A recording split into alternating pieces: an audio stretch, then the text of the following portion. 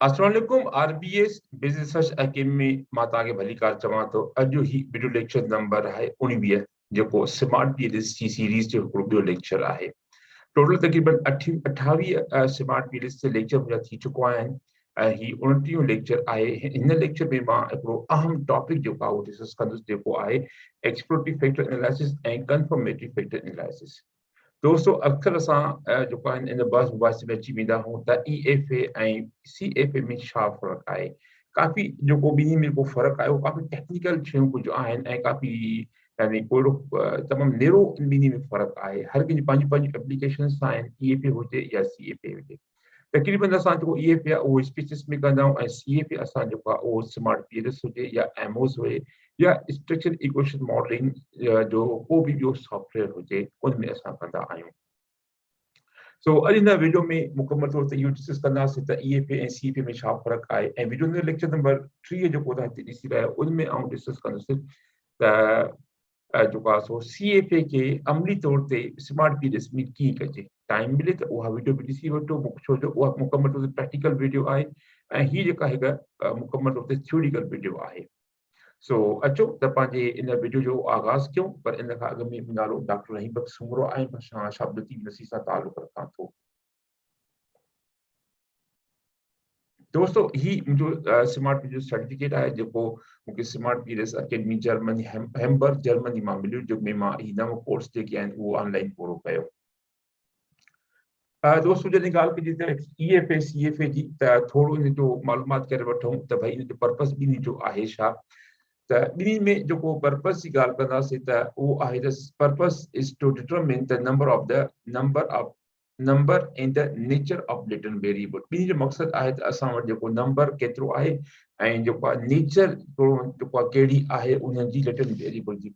Latent variable जी ॻाल्हि काफ़ी दफ़ा थी चुकी आहे। मुंहिंजो जेको ही ॾिसी रहिया आहियो हिकिड़ो इमेज आहे जंहिंमें मां लेटेंट वेरिएबल जा ॿ क़िस्म हूंदा आहिनि, हिकिड़ो रिफ्लेक्टिव ऐं ॿियो फॉर्मेटिव हूंदो आहे। उते मां काफ़ी बहस कयो आहे, टाइम मिले त इहा वीडियो बि ॾिसी वठो। बहरहाल नंढो जेको इहो ई बहस आहे डेफिनेशन त लेटेंट वेरिएबल सां उनखे चवंदा आहियूं जेके असां इनडायरेक्ट जेके असां डायरेक्ट थी मेजर न करे सघूं ऐं उनखे मेजर करण जे लाइ असांखे ॿिए कंहिं सवालनि जो सहारो वठिणो पए। मिसाल सेटिस्फिकेशन आहे त सेटिस्फिकेशन जेको आहे एम्प्लॉई सेटिस्फिकेशन खणी ॻाल्हि कजे त उनखे मेजर करण जे लाइ असां डायरेक्ट मेजर कोन था करे सघूं, पर उनखे असां मेजर कंदासीं कंहिं सवाल पुछी करे उन एम्प्लॉई खां त छा तव्हां मुतमिन आहियो या न। इनखे असां लेटेंट वेरिएबल चवंदा आहियूं ऐं जेके असां अनऑब्जर्व वेरिएबल बि चऊं। इन जे अगेंस्ट में वरी असां हूंदो आहे ऑब्जर्व वेरिएबल, जेको तव्हां हिते ॾिसी रहिया हो ही ऑब्जर्व वेरिएबल आहे। ठीकु आहे। So account for the variation यानी उन केतिरो उन जो वेरिएशन आहे ऐं को वेरिएशन यानी ॿिनि खां वधीक जेके असां वटि जेके वेरिएबल आहिनि उनजो कहिड़ो कंट्रीब्यूशन आहे उन्हनि में असां उनजी ॻाल्हि कयूं था, वेरिएशन ऐं को वेरिएशन में। ठीक है। ऑब्जर्व वेरिएबल असां जेको अगेंस्ट में मां ॻाल्हि कई त लेटेंट वेरिएबल जा जेको असां ऑब्जर्व करे चुकूं, मिसाल एज आहे, इनकम आहे, इहे शयूं असां पुछा करे ॿुधी सघूं था यार इन जी जेको आहे सो इहे असांजा आहिनि। इनखे असां जेके आहिनि से यानी पर्पस इहो हूंदो आहे त इन में नंबर ऐं उनजी कहिड़ी नेचर आहे लेटेंट वेरिएबल जी असां उनखे आइडेंटिफाई कंदा आहियूं। हाणे उन हवाले खां हाणे टाइप्स ऑफ मेजरमेंट मॉडल कहिड़ा आहिनि। असां में उनखे ॿ टाइप्स ऑफ मेजरमेंट मॉडल मिलनि था, हिकिड़ो ईएफए यानी एक्सप्लोरेटरी फैक्टर एनालिसिस ऐं ॿियो सीएफए यानी कन्फर्मेटरी फैक्टर एनालिसिस। थोरो बहस करे वठूं इन ॿिन्ही विच में फ़र्क़ु छा आहे। हूअं त तमामु घणो लिटरेचर आहे जेको सीएफए ईएफए के में जेका फ़र्क़ु आहे उनजी वज़ाहत करे थो, पर जेके उन में अहम शयूं जेके आहिनि जेके मूं सम्झूं आहिनि तव्हांजे साम्हूं तव्हांजे लाइ खणी अचण जे लाइ, त उहे कुझु शयूं मां हिन में डिस्कस कयूं आहिनि। CFA evaluate the theoretical hypothesis जेके असांजा हाइपोथेसिस आहिनि उनखे largely driven by the theory ऐं घणो करे इहा जेका थ्योरी जे मुताबिक़ असां कंदा आहियूं। इन ॿिनि लफ़्ज़नि में खणी ईअं चऊं त असां सीएफए जे असां थ्योरी खे टेस्ट कंदा आहियूं इहो बहितर रहंदो। यानी इहा जेका डिपेंड करे थी असांजी थ्योरी जेका उन थ्योरी जे हवाले खां का बि थ्योरी मिसाल जेका तव्हांजी थ्योरी ऑफ प्लान बिहेवियर आहे उन थ्योरी में खे असां लॻाए करे असां उनखे टेस्ट करे सघूं था इन थ्योरी जी मदद सां। ऐं उन जॻह ते ॿियो जेको असांजो आहे ईएफए जो कमु छा आहे त इहो आहे त आइडेंटिफाई द फैक्टर्स।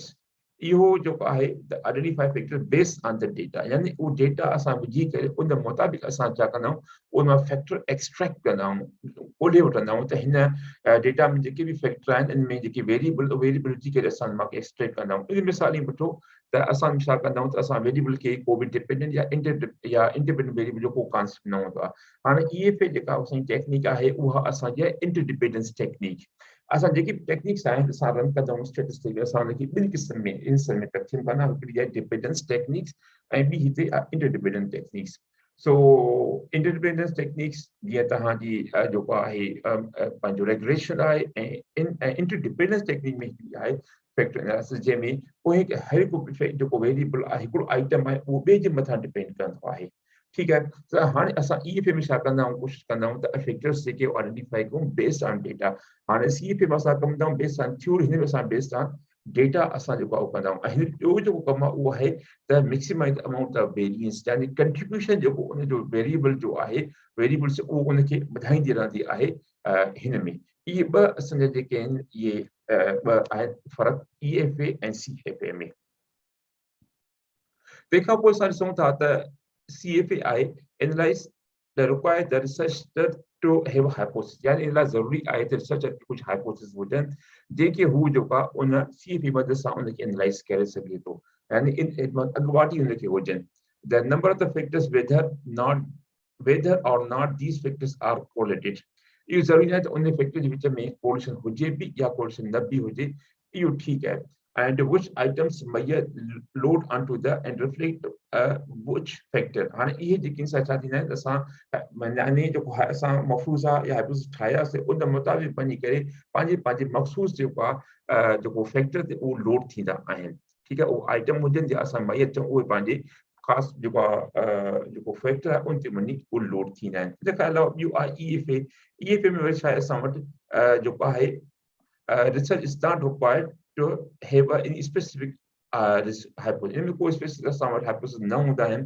ऐं how many factors असांखे इन में फैक्टर खपनि will emerge, ऐं इन में असां कोशिशि कंदा आहियूं त असांखे जेके उहे फैक्टर निकिरी अचनि, ऐं उन खां पोइ असां वरी जेको EFA करण खां पोइ जेके असांखे फैक्टर मिलिया असां पोइ उनखे वरी खणी वेंदा आहियूं कंहिं बि जेको आहे पंहिंजो सॉफ्टवेयर में, असां उन ते वरी अप्लाई कंदा आहियूं असां ॿी का टेक्निक। हाणे इन खे सम्झो त EFA जेको रिज़ल्ट आहे उहो को रॉ मटीरियल आहे फॉर एनदर जेको आहे टेक्निक जे। जीअं हिकिड़ी कंपनी जो हिकिड़ी मैन्युफैक्चरिंग कंपनी जेको रॉ फाइनल प्रोडक्ट हूंदी आहे, उहा ॿी कंहिं कंपनी जे लाइ उहा रॉ मटीरियल हूंदी आहे। एतिरी सां EFA मां असांखे जेके रिज़ल्ट मिलनि था, असां उहे वरी जेको आहे उन ते जेका ॿी का टेक्निक रन कंदा आहियूं। मिसाल इहो ई आहे त असां हिनखे रेगुलेशन हणी सघूं था, इक्वेशन मॉडल में खणी वञी करे असां उते बि जो कमु करे सघूं था। ठीकु आहे। ऐं उन खां पोइ which item are variable, these factor will comprise। ऐं असांखे इहा ख़बर पवंदी त कहिड़े वेरिएबल में कहिड़ा, यानी कहिड़े फैक्टर में कहिड़ा या आइटम कहिड़ा ईंदा। हाणे इन EFA करण खां पोइ असांखे हिकिड़ो क्लियर पैटर्न मिले, जेको तव्हां हिते पैटर्न ॾिसी रहिया हो।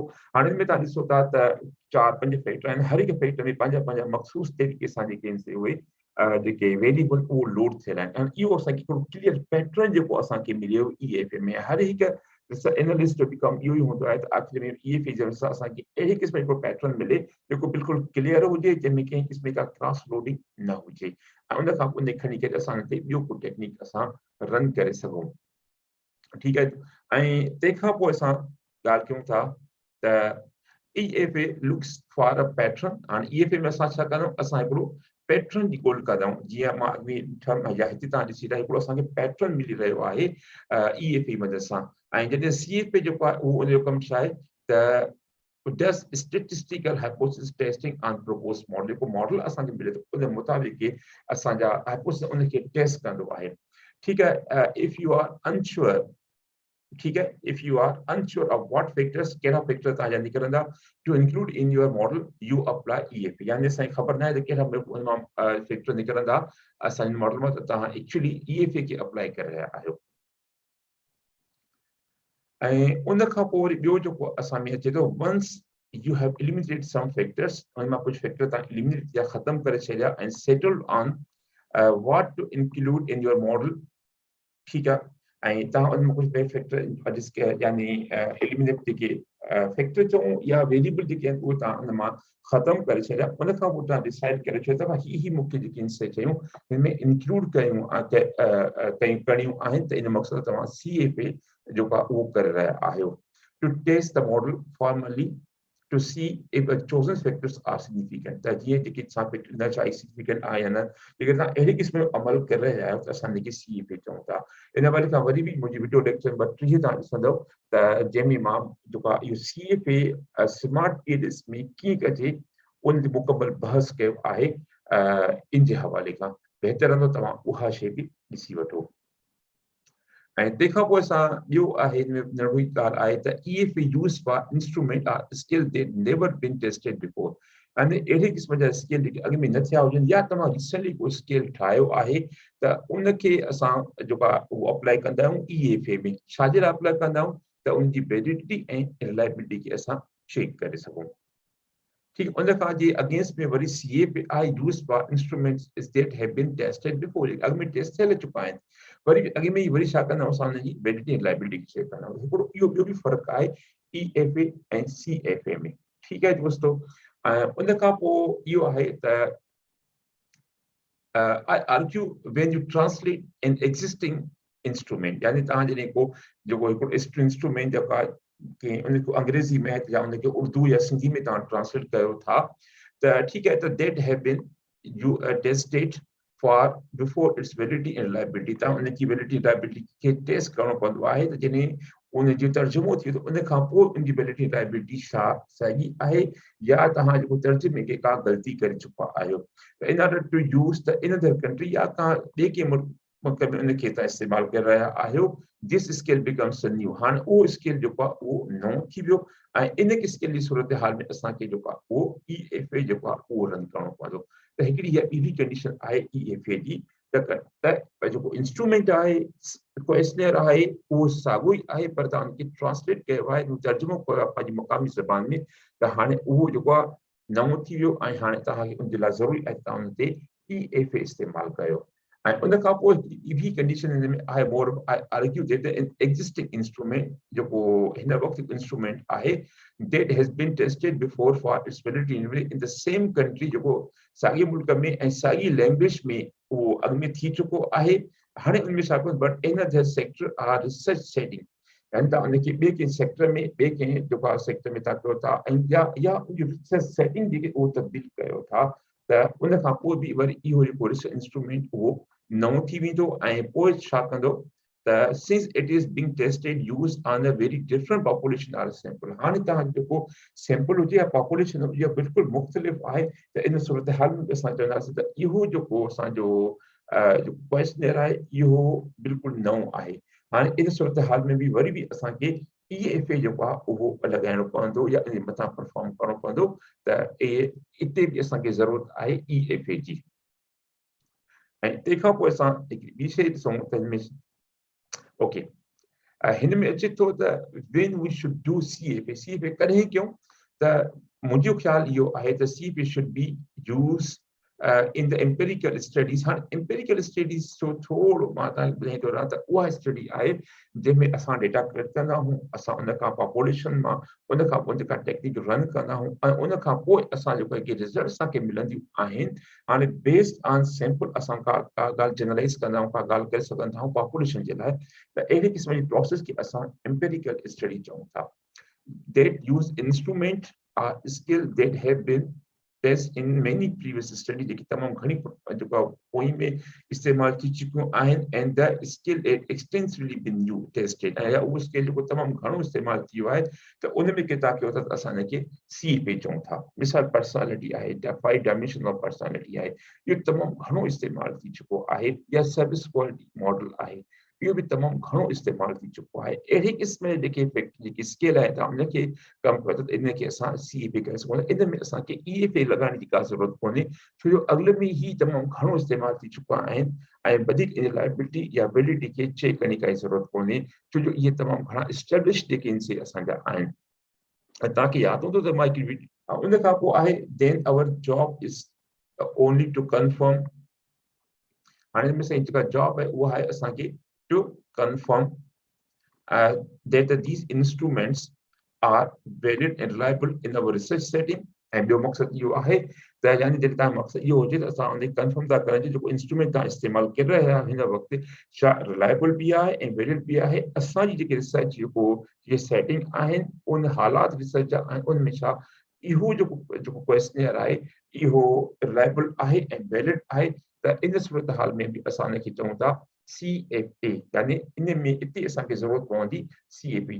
सो ही ॿ इंपॉर्टेंट कंडीशन हुयूं जेकी मूं तव्हांखे ॿुधायो जंहिंमें असांखे CFA जी ज़रूरत आहे। तंहिंखां पोइ हिकिड़ो ॿियो आहे त on personal note I tend to perform both analysis EFA first and then CFA। जेकॾहिं तव्हांखे करणो ई आहे त सभ खां पहिरियों जेको सीरीज़ उहो EFA करणो पवंदो ऐं उन खां पोइ तव्हांखे CFA करणो पवंदो। अक्सर मां काफ़ी दफ़ा पंहिंजे पेपर में बि कयो आहे त EFA जेको आहे उहो पंहिंजे इन में एस्पीसिस में करण खां पोइ मां उन डेटा खे खणी वियुमि एमओस में त उते मां उनखे CFA अप्लाई कयो। त हाणे जेकॾहिं इन मसाल इहो त ज़रूरत पए त पहिरियों कहिड़ो करणु घुरिजे EFA करणु घुरिजे या CFA, त बहितर आहे तव्हां पहिरियों EFA कयो पोइ CFA कयो।